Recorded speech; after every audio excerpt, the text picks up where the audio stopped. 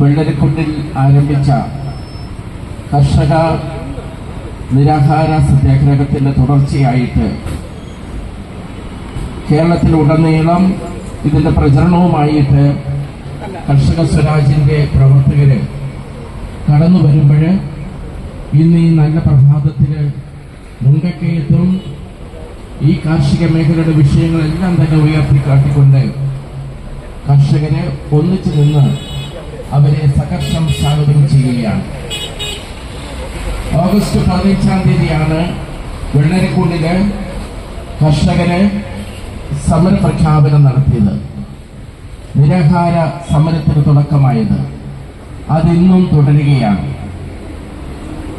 ജനങ്ങൾ അഭിമുഖീകരിക്കുന്ന പ്രശ്നങ്ങൾ, പ്രത്യേകിച്ച് കർഷകരും കാർഷിക മേഖലയും അഭിമുഖീകരിക്കുന്ന പ്രശ്നങ്ങൾ ഉയർത്തിക്കാട്ടി നിലനിൽപ്പിനും ജീവിതത്തിനും ജീവനും വേണ്ടിയുള്ള ഒരു പോരാട്ടത്തിന്റെ ഭാഗമായിട്ടാണ് കർഷകരെ ഇന്ന് സമരരംഗത്ത് സജീവമായിട്ടുള്ളത്.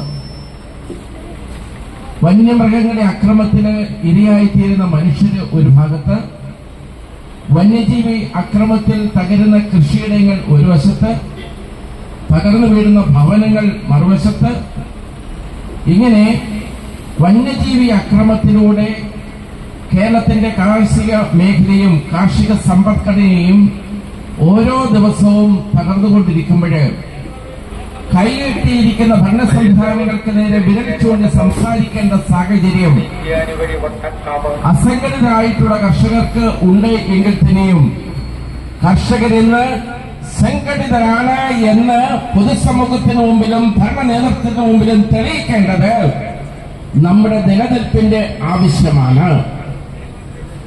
വനം വകുപ്പിന്റെ ഉദാസീനതയാണ് ഒരു പരിധിവരെ ഇന്ന് നമ്മൾ നേരിടുന്ന പ്രശ്നത്തിന്റെ അടിസ്ഥാന കാരണം. വനത്തിലുള്ള വന്യജീവികളെ വനത്തിനുള്ളിൽ സംരക്ഷിക്കാൻ വേണ്ടി ജനങ്ങളെ തെരഞ്ഞെടുക്കപ്പെട്ട ഒരു സർക്കാർ ഭരണ സംവിധാനം ഏർപ്പെടുത്തിയിരിക്കുന്ന ഭരണ സംവിധാനത്തിന്റെ ഭാഗമായിട്ടുള്ള വനം വകുപ്പ് അവരുടെ പ്രവർത്തനങ്ങളിൽ പരാജയപ്പെടുന്നുള്ള തെളിവാണ് വനത്തിനുള്ളിൽ നിന്നും വന്യമൃഗങ്ങളെ കൃഷിയിടങ്ങളിലേക്കും ജനവാസ മേഖലയിലേക്കും ഇറങ്ങി തിരിച്ചിരിക്കുന്നതിന്റെ കാരണം. നമ്മൾ ആവശ്യപ്പെടുന്നത് വന്യമൃഗങ്ങളെ വനത്തിനുള്ളിൽ തന്നെ നിയന്ത്രിച്ചു നിർത്തുവാനുള്ള ഉത്തരവാദിത്വം സർക്കാർ നിർവഹിക്കണമെന്നുള്ളതാണ്. വന്യജീവി സംരക്ഷണം ഉത്തരവാദിത്വം വനം വകുപ്പിനാണ്. പക്ഷെ വനം വകുപ്പ് ഇന്ന് കർഷകരെ പീഡിപ്പിക്കുന്ന ഒരു പ്രക്രിയയിലാണ് നീങ്ങുന്നത്.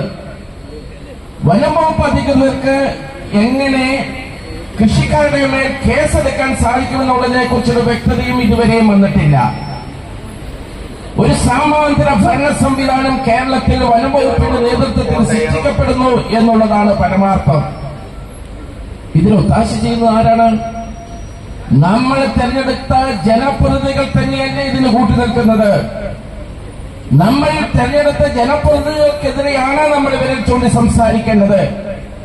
കാരണം നിയമങ്ങൾ ഉണ്ടാകേണ്ടത് നിയമസഭയിലാണ്. നിയമങ്ങൾ ഉണ്ടാക്കേണ്ടത് ജനങ്ങളുടെ ക്ഷേമത്തിന് വേണ്ടിയാണ്. നിയമസഭയിൽ നിയമങ്ങൾ ഉണ്ടാക്കാൻ വേണ്ടി ഉത്തരവാദിത്തപ്പെട്ട ജനപ്രതിനിധികൾ പരാജയപ്പെടുമ്പോൾ അവരെ പൊതുനിരത്തിൽ നേരിടേണ്ട ഗതികെട്ട അവസ്ഥയിലേക്ക് കേരളത്തിലെ കർഷകൻ മാറിയിരിക്കുന്നു എന്നുള്ളതാണ് വാസ്തവം. അങ്ങനെയുള്ള ജനപ്രതിനിധികളെയാണ് നമ്മൾ ചോദ്യം ചെയ്യേണ്ടത്. ഭരണ സംവിധാനങ്ങളുടെ വീഴ്ചയാണ് ഈ വന്യജീവി അക്രമങ്ങൾക്കും വന്യജീവികളുടെ വർധനവിനും കാരണം. എല്ലാ രാജ്യങ്ങളിലും വന്യജീവികളെ കൊല്ലുവാനുള്ള നിയമങ്ങളുണ്ട്. ഇവിടെ വന്യജീവി അക്രമത്തിന് മനുഷ്യരെ കൊല്ലുന്ന നിയമമാണുള്ളത്.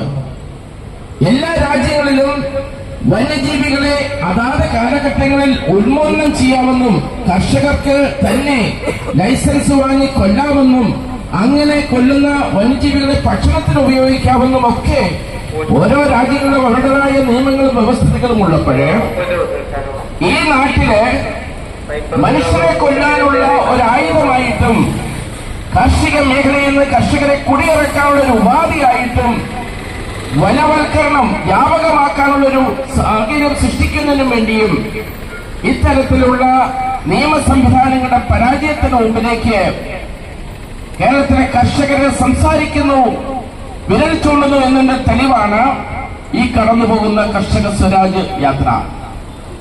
ഇത് തിരുവനന്തപുരത്ത് ചെന്ന് കഴിയുമ്പോൾ 100 മണിക്കൂർ സമയം കർഷക ഉപവാസം ഈ നാടിന്റെ ശക്തമായിട്ട് ഭരണസിരാ കേന്ദ്രത്തിൽ ആഞ്ഞടിക്കുമെന്നുള്ളതിന് യാതൊരു സംശയവുമില്ല. ഈ കർഷക പ്രക്ഷോഭത്തിലേക്കും സമരത്തിലേക്കും ജീവന്റെയും ജീവിതത്തിന്റെയും നിലനിൽപ്പിലേക്കും വേണ്ടി നടത്തുന്ന ഈ മുന്നേറ്റത്തിൽ ഭാഗവാക്കാകുന്ന പ്രിയപ്പെട്ട കർഷക സ്നേഹിതരെ എല്ലാവരെയും ഞാൻ ആദരിക്കുകയാണ്, സ്നേഹപൂർവ്വം സ്മരിക്കുകയാണ്. ഇതിന് നേതൃത്വം നൽകുവാൻ വേണ്ടി കഴിഞ്ഞ കുറെ ദിവസങ്ങളായിട്ട് വെള്ളരിക്കുണ്ടിൽ നിന്ന് നേതൃത്വം കൊടുക്കുന്ന പ്രിയപ്പെട്ട പൈകര സാറിനെയൊക്കെ പ്രത്യേകമായിട്ട് സ്മരിക്കുകയാണ്. ഇന്ന് ഈ യാത്രയ്ക്ക് നേതൃത്വം കൊടുക്കുന്ന പ്രിയപ്പെട്ട കെ വി ബിജു ദേശീയ തലത്തില് കർഷക പ്രക്ഷോഭത്തിന് നേതൃത്വം കൊടുത്ത വ്യക്തിയാണ്.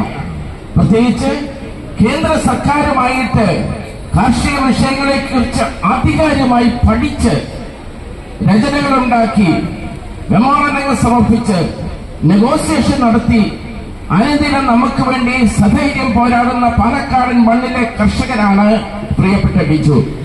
ആ ബിജുവിന്റെ നേതൃത്വത്തില് കാർഷിക മേഖലയുടെ വിഷയങ്ങളോടൊപ്പം തന്നെ വന്യജീവി വിഷയങ്ങൾ കൂടി ഉയർത്തിക്കാട്ടിക്കൊണ്ട് നടത്തുന്ന ഈ പോരാട്ടത്തിന് എല്ലാവിധ അഭിവാദ്യങ്ങളും ആശംസകളും നേർന്നുകൊണ്ട് നിങ്ങളോടൊപ്പം കാഞ്ഞിരപ്പള്ളിയിലെയും മുണ്ടക്കയത്തെയും ഈ പ്രദേശങ്ങളിലെ കർഷകരുണ്ട് എന്ന് ഉറക്കെ പ്രഖ്യാപിച്ചുകൊണ്ട് ഇന്നത്തെ ഈ ദിനത്തിലെ ഈ വാഹനയാത്ര ഉദ്ഘാടനം ചെയ്തതായിട്ട് ഞാൻ പ്രഖ്യാപിക്കുന്നു. നന്ദി.